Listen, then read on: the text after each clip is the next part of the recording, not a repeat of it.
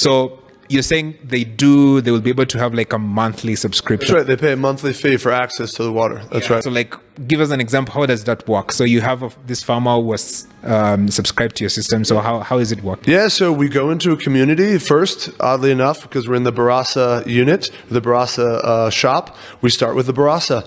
We sit under the mango tree. We get out the plastic chairs. We have soda and mandazi, and we just explain, hey, we're Stable Foods.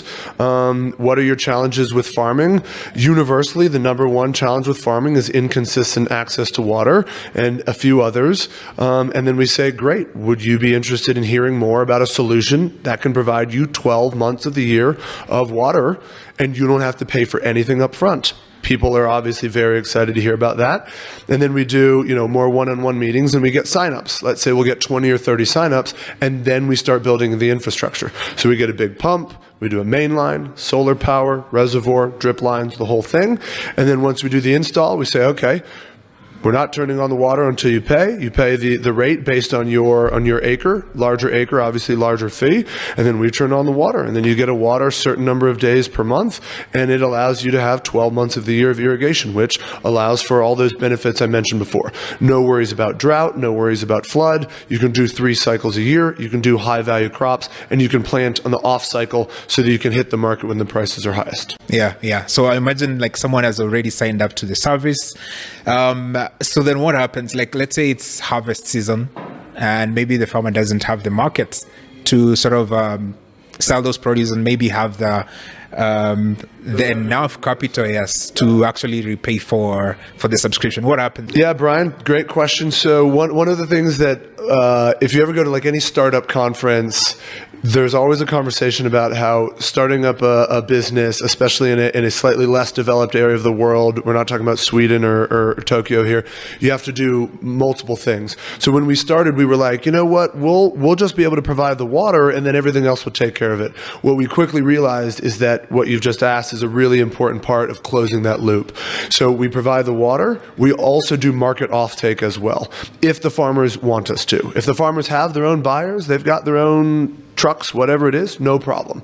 But if you don't, let's say that because previously you've never done commercial farming, and now all of a sudden you got 10,000 kilos of tomatoes and you need somebody to be an off-taker, then we can be that off-taker as well. So we buy, and then we have our own shops actually. So if you ever come to Homa Bay, you can come to the Stable Foods shop with a Stable Foods employee, and you can buy Stable Foods produce that we have purchased directly from the farmers.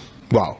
Yeah, then that is sort of like end-to-end sort of a system. A to Z. The idea is, in theory, a farmer shouldn't have to work with anybody else. We also provide credit because farmers need working capital, and we also do agricultural training as well. So you've got the water, you've got the credit, you've got the ag services, and you've got the market access. In theory, Stable Foods, full shop. Yeah. I'm guessing that's a very like intensive, capital business, because you have to provide all those services. Well, in terms of capital, the main capital is really just in the infrastructure, but we've actually done a really good job. It's one of the things that my team and I are really proud of, starting well over $2,000 per installed acre, and now we're finishing a site, and I think when we finish it up, it'll be below $1,000 per installed acre, which is per industry standards fantastic, and we're very comfortable with that, and it allows us to have the payback model we need to attract the investors that we want. So that's mainly where the capital is, but also pumps and solar panels will last at least 10 years, main lines 10, 15, maybe even 20 years. So yeah, there's a capital element, but most of that stuff is going to be around long enough to like send a toddler to college.